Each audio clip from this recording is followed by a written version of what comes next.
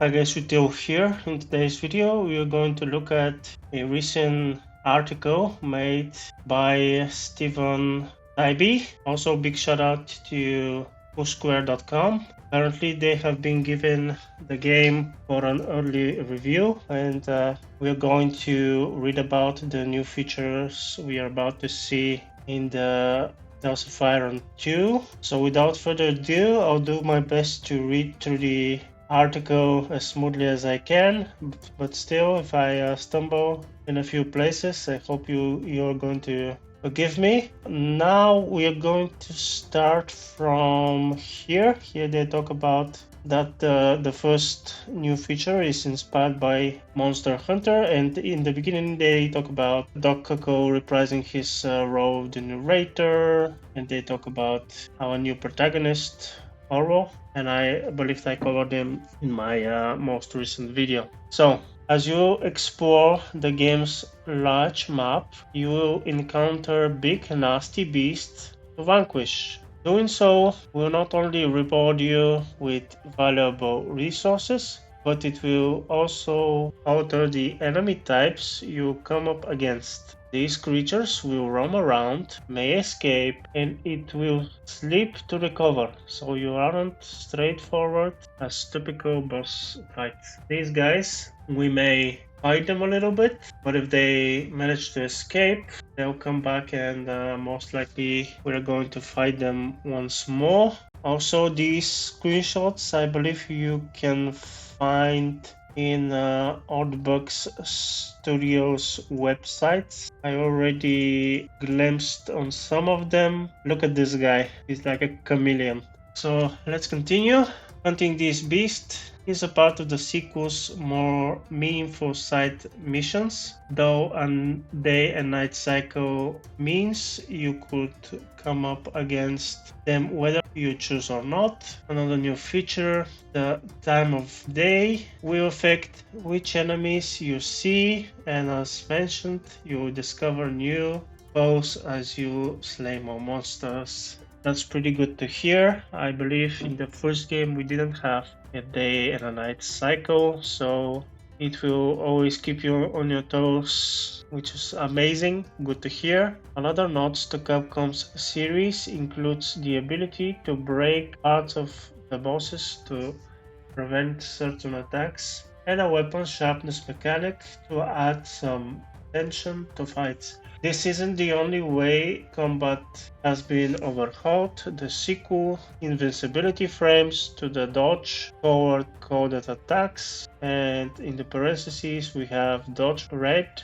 parry yellow, and block white. I guess the block was not very pronounced, so maybe they improved these. Apart from that, we have yellow and red indicators, and we have some invisible frames, although they're not many.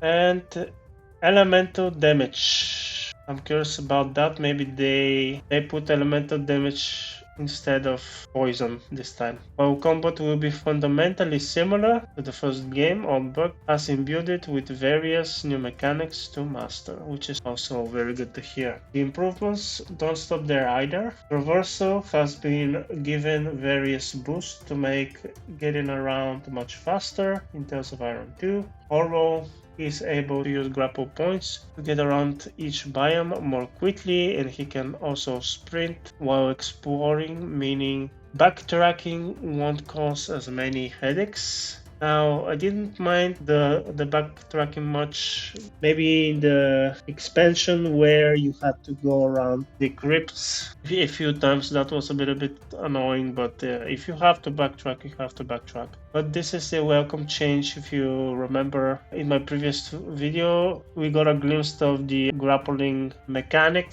I'll make sure to include a snippet of that if I find it, of course.